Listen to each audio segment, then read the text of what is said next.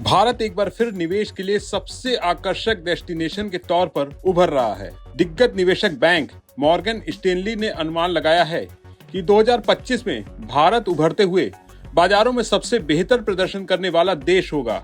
Morgan Stanley की report के मुताबिक जिन वजहों से भारत के मजबूत प्रदर्शन का भरोसा बढ़ रहा है, उनमें शामिल हैं भारत की मजबूत अर्थव्यवस्था, बेहतर व्यापार संतुलन, महंगाई पर काबू पाने की नीति और घरेलू निवेश की स्थिरता। इन सबके असर से माना जा रहा है कि आने वाले 4 से 5 साल में भारत में निवेशकों को सालाना 18 से 20% तक की इनकम होने का अनुमान है, क्योंकि यहाँ पर निजी क्षेत्र के कैपिटल एक्सपेंडिचर बढ़ रहा है, कंपनियों के बैलेंस शीट में सुधार हो रहा है और डिस्क्रिशनरी कंजप्शन में भी स्थायी बढ़ोतरी हो रही है। मॉर्गन स्टैनली का कहना है, ये सब मिलकर भारत के लिए वैश्विक बाजारों के मुकाबले ज्यादा स्थिरता ला रहे हैं।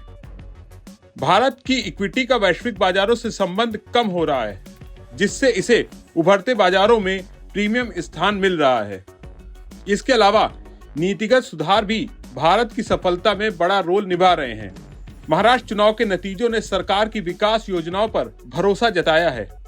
रिपोर्ट में कहा गया है कि आने वाले बजट में सरकार की प्राथमिकता घाटे को खत्म करना, जीएसटी और डायरेक्ट टैक्स कलेक्शन में सुधार, बुनियादी ढांचे पर खर्च बढ़ाना, फ्री ट्रेड एग्रीमेंट्स पर जोर देने के साथ ही एनर्जी ट्रांजिशन रहेंगे।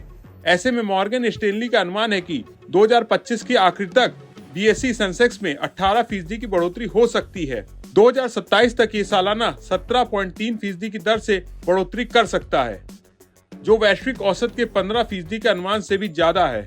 रिपोर्ट के मुताबिक भारत की आर्थिक स्थिरता बढ़ते निजी निवेश और राजकोषीय संतुलन पर आधारित है।